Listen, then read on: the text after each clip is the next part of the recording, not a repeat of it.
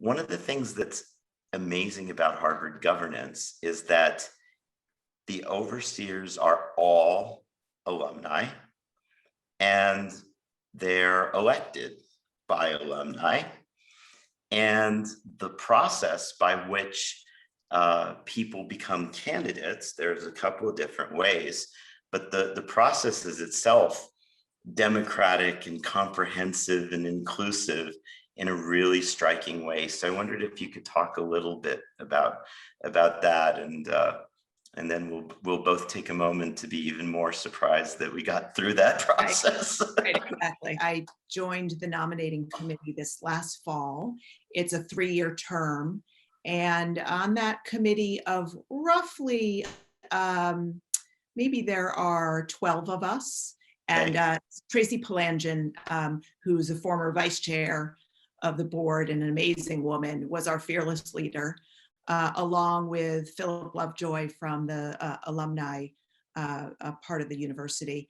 And again, I got this, they're just incredibly dedicated people who are on the committee from all over the world who took the job really seriously. I mean, we had a ton of preparation work we had to do because we literally got online binders of, I think there were 300 to 500 names. I mean, it was just unbelievable in terms of the richness of the names and a little daunting, obviously, in terms of how do you go from that magnitude down to 8.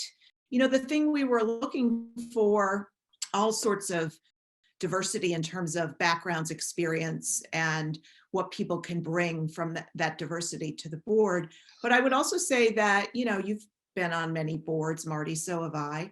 The hard work of a board is actually finding people who can work with other people to get things done. And it's a very soft, amorphous skill. But that is the thing that you could never see on a piece of paper as we went through the process, is just how would this person really show up and work with the university, with their fellow board members. And that there was this wealth of expertise in the room. So that was fun.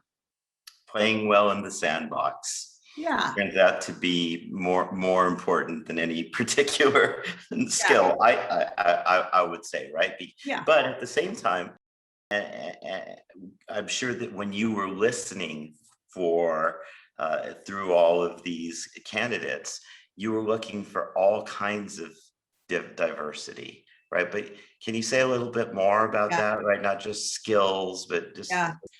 we only had 8 names we could come up with.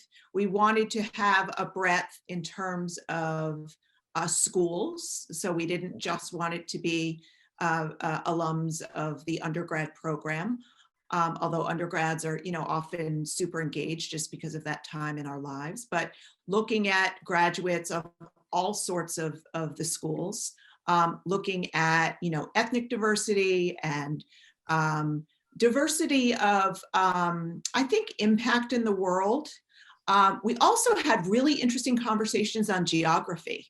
We were very conscious of the fact that, Harvard is more than just the 2 coasts in the United States. And how do we really find people who can serve? We had one amazing member of our committee who is based in Chicago, and she kept being the voice for Midwesterners. And we had someone in the South who was the voice for the South. And we had an amazingly committed woman in Europe who was really the voice of international candidates. And so we sort of joked at the end that we probably needed someone like you, Marty, because it was almost in a perfect world, a giant algorithm to figure out how do you manage all those different variables to come up with 8 names.